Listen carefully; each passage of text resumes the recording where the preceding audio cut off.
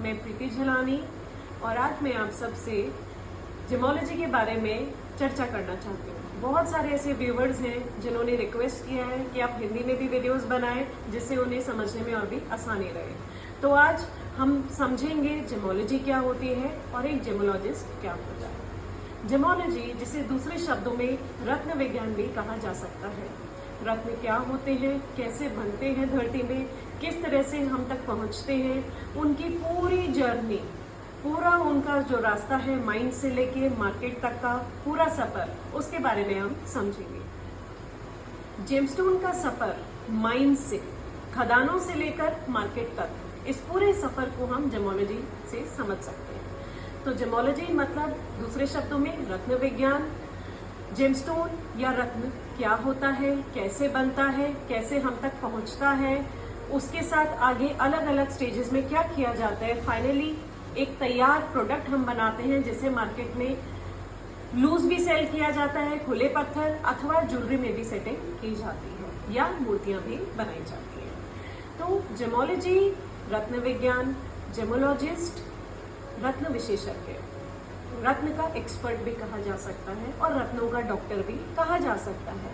जैसे एक आम डॉक्टर समझता है कि मर्ज क्या है, इलाज क्या है, जेमोलॉजिस्ट जेमस्टोन्स का डॉक्टर होता है, रत्नों का डॉक्टर होता है, जो पहचानता है कि रत्न की करेक्ट आइडेंटिटी क्या है, रत्न है क्या असल में, फिर वो नेचुरल है या उस पर कोई ट्रीटमेंट किया गया है या वो लैब ग्रोन है, अथवा दूसरे शब्दों में वो सिंथेटिक है, आर्टिफिशियल है, या फिर वो कंप्लीटली एक फेक प्रोडक्ट है, नकल है, जिसे हम इमिटेशन स्टोन भी कहते हैं। बहुत सारे ऐसे तथ्य हैं, शब्द हैं जो हमने सुने हैं कहीं, बट पूरी उनके बारे में क्लैरिटी हमें नहीं है। आज हम शुरू करते हैं जेमोलॉजी। जेमोलॉजी रत्नों का विज्ञान, उससे वर्ड आया जेमोलॉजिस्ट, रत्नों का एक्सपर्ट या रत्नों का डॉक्टर। तो हम क्या करते हैं, आज आपने देखा है आपके पास स्टोन्स आते हैं, आप राष्ट्रीय रत्न पहनना चाहते हैं, आप ज्वेलरी में लगाना चाहते हैं। आज रत्न हम सभी के जीवन का हिस्सा है किसी न किसी रूप में। हमने देखा है, भले ही हमें किसी ज्योतिष पर्सपेक्टिव से किसी पर्सन ने हमें बताया हो कि ये पर्टिकुलर रत्न हमें पहनना है किसी ग्रह दशा के लिए, किसी ग्रह को मजबूत बनाने के लिए, या मुझे उसे एज इन उसकी ब्यूटी के लिए पहने, उसकी खूबसूरती, उसके सौंदर्य के लिए ज्वेलरी में, किसी भी पर्पज से हो, मुझे ट्रेडिंग करनी है, मुझे माइनिंग पर्सपेक्टिव से समझना है, सबके लिए रत्नों का ज्ञान बहुत ज़्यादा ज़रूरी है। हम किस चीज़ से डील कर रहे हैं, क्या वो प्रोडक्ट सही भी है कि नहीं, फिर किस वैल्यू का है, किस क्वालिटी का है, ट्रीटमेंट का क्या असर होता है जेमस्टोन की वैल्यू पे, लैब ग्रोन है तो उसका क्या प्राइस है। ये सब बहुत ही इंपॉर्टेंट इन्फॉर्मेशन है जो अगर हम जेमस्टोन से डील कर रहे हैं तो हम सबके पास होनी चाहिए। माइंड से लेके रिटेल तक पूरा का पूरा ये जो चैनल है, इसमें जेमस्टोन्स की नॉलेज होना बहुत आवश्यक है। भले ही वो एक कारीगर हो जो जेमस्टोन को कट पॉलिश करता हो, हर जेमस्टोन की अपनी एक बनावट होती है, एटॉमिक लेवल पर एक अणु संरचना होती है जिसके हिसाब से उसमें बहुत सारी प्रॉपर्टीज आती हैं। हार्डनेस अलग है, प्रॉपर्टीज अलग है। जैसे हर जेमस्टोन को एक ही तरीके से नहीं कट पॉलिश किया जा सकता, तैयार किया जा सकता, क्योंकि हर जेमस्टोन की प्रॉपर्टी अलग है। उसी तरीके से हर जेमस्टोन को ज्वेलरी में एक जैसा सेट भी नहीं किया जा सकता। ये एक डिफरेंट एस्पेक्ट है। इसके अलावा हम क्या वो रत्न सही है, वही है जो हम जिसे खरीद रहे हैं, उसकी ट्रू आइडेंटिटी वही है। फिर करेक्ट वैल्यू क्या है, क्या हम ज्यादा तो नहीं दे रहे, क्या हम गलत चीज के लिए पे तो नहीं कर रहे, ये बहुत सारे सवाल हमारे मन में आते हैं। इसके लिए जेमोलॉजी बहुत इंपॉर्टेंट एक फील्ड है जहाँ पे जेमस्टोन को हम समझते हैं। आज फॉर एग्जाम्पल आपने एक जेमस्टोन खरीदा, आपको पंडित जी ने बताया आपको पन्ना पहनना है। पन्ना बहुत सस्ता पत्थर नहीं है, पर ये कमर्शियल भी आता है जो अफोर्डेबल है, ये हाई क्वालिटी भी आता है, नेचुरल भी आता है, लैब ग्रोन भी आता है और ट्रीटमेंट वाला भी आता है। अगर आप अपने पॉकेट से एक सर्टेन अमाउंट पे कर रहे हैं तो आपको मालूम होना चाहिए, you have the right to know कि आप क्या पे कर रहे हैं, किस चीज़ के लिए पे कर रहे हैं। डिस्क्लोजर ऑफ ट्रीटमेंट्स बहुत इंपॉर्टेंट है, मतलब ट्रीटमेंट्स के बारे में जानना, क्या ट्रीटमेंट किया गया है और किया गया है तो कितनी मात्रा में किया गया है, कम है, मध्यम है या ज़्यादा है। वो क्यों ज़रूरी है? वो ज़रूरी है कि हर ट्रीटमेंट परमानेंट नहीं होता। अगर एक लंबे समय तक आप जेमस्टोन को पहन रहे हैं, उससे डील कर रहे हैं, तो ट्रीटेड स्टोन की स्पेशल केयर नीड्स भी होती हैं। और ये सिर्फ स्पेशल केयर नीड्स की बात नहीं है, आप कितना पे कर रहे हैं वो डिपेंड करता है किस हद तक उस पर ट्रीटमेंट किया गया है। अगर माइल्ड ट्रीटमेंट खरीद रहे हैं तो अच्छी खासी प्राइस देंगे, मॉडरेट से वैल्यू कम होगी, और ज्यादा ट्रीटमेंट है तो बहुत ही ज्यादा उसके दामों पर प्रभाव पड़ेगा। इसके अलावा कहीं आपके साथ बेईमानी या धोखाधड़ी तो नहीं हो रही है कि आप जो जेमस्टोन खरीद रहे हैं वो नेचुरल है भी कि नहीं है, या फिर वो ट्रीटमेंट किया हुआ है। ट्रीटमेंट में बहुत तरीके होते हैं, आपने ग्लास फिलिंग का नाम सुना होगा, एक लोएस्ट काइंड ऑफ ट्रीटमेंट है जिससे उससे वैल्यू, उसकी ड्यूरेबिलिटी पे भी फर्क पड़ता है क्योंकि वो परमानेंट ट्रीटमेंट नहीं है। तो अगर आप उसके लिए जा रहे हैं जस्ट बिकॉज मेरा बजट इतना है, तो आपको जाना जरूरी है, कहीं ना कहीं डिस्क्लोजर ऑफ ट्रीटमेंट जरूरी है कि उसकी अपनी स्पेशल केयर नीड्स हैं, और अल्ट्रासाउंड क्लीनिंग से या हाई हीट से आपका स्टोन खराब हो सकता है। ज्वेलरी में सेटिंग है तो आप उस ज्वेलरी को अल्ट्रासोनिक क्लीनिंग के लिए नहीं बेच सकते।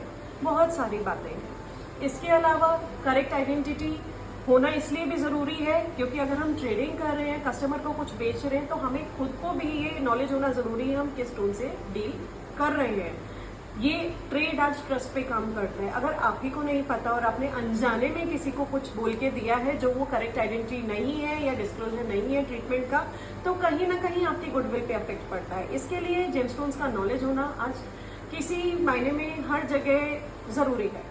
अब बात की जाए अगर लैब ग्रोन की, जिनको हम आर्टिफिशियल स्टोन्स या मैनमेड स्टोन्स भी कहते हैं, तो जो मेजर रत्न हम पहनते हैं राशि रत्न के हिसाब से, सबके लैब ग्रोन या रिकंस्ट्रक्टेड स्टोन्स आते हैं, जो हो सकता है पिघलाकर बनाए गए हो, पीस कर पाउडर से बनाए हो, रिकंस्ट्रक्ट किए गए हो, लेकिन जो स्टार्टिंग मटेरियल वो नेचुरल भी ना हो।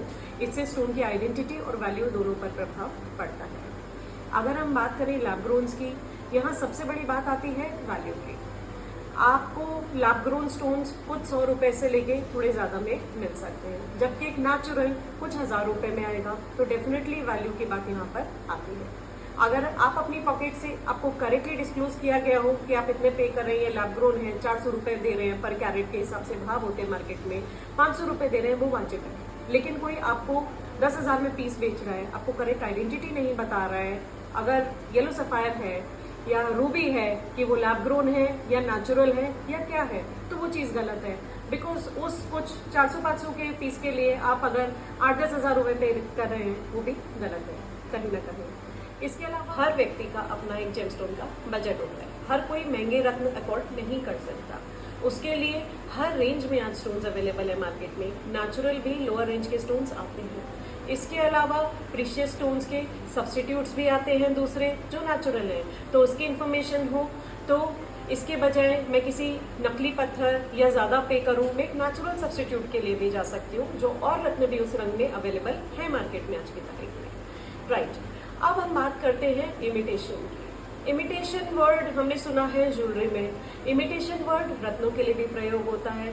कहीं ना कहीं सिंथेटिक आज एक अम्ब्रेला टर्म हो चुका है, जो कि अगर हम परिभाषा पे जाएं सिंथेटिक की तो कहीं फिट नहीं बैठता है। सिंथेटिक का मतलब है आर्टिफिशियल या मैनमेड स्टोन्स जो नेचुरली भी आता है, जो प्रकृति में मौजूद है, लेकिन अगर वो सिर्फ एक केमिकल है जो लेबोरेटरी में बनाया गया है और वो नकल करता है किसी नेचुरल स्टोन की, तो हम उसे नाम देंगे इमिटेशन का।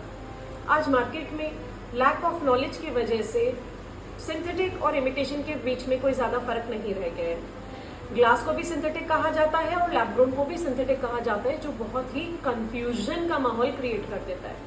अगर हम बात करें लैब ग्रोन की, तो एक ऐसा स्टोन है जो लेबोरेटरी में बनाया गया है, जो नेचुरली भी एग्जिस्ट करता है, जैसे आपकी रूबी हो गई, मानक, सफायर, पुखराज हो गया, या डायमंड हो गया, हीरा, या पन्ना हो गया, एमरल्ड। लेकिन अगर मैं बात करूं आज CZ की, जैसे क्यूबिक जर्कोनिया, अमेरिकन डायमंड भी कहा जाता है मार्केट में, इसके अलावा और भी इमिटेशंस, कई तरह की ग्लास इमिटेशंस आती हैं, या फिर YAG के नाम से पत्थर आता है, yttrium aluminium garnet, gadolinium gallium garnet, जो कि गार्नेट नहीं है, कंप्लीटली इमिटेशन स्टोन्स हैं, या फिर स्ट्रोंशियम टाइटनेट। ये कहीं ना कहीं इमिटेशन स्टोन्स जो मार्केट में आने लगे, वो डायमंड की नकल के रूप में आने लगे, इमिटेशंस ऑफ डायमंड। उसके बाद में उन्हें हर कलर में मार्केट में लॉन्च किया गया, जो कि दूसरे स्टोन्स के भी इमिटेशंस बने।